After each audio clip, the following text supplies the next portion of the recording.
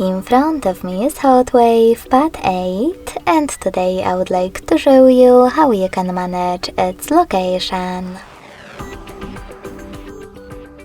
First of all, go into Tab menu and look for Location shortcut.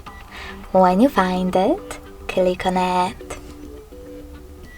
Then, in order to disable location, select Close in No Location Access pop-up.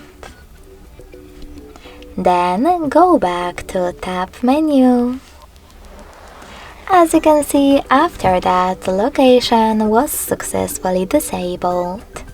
If you wish to enable it, tap on the same tile again.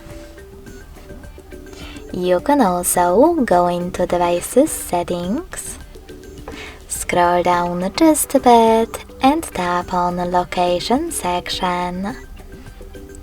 Then click on this switcher next to Use Location to switch it off or on. Thanks so much for watching. If you enjoyed this video, don't forget to leave a like, comment and subscribe.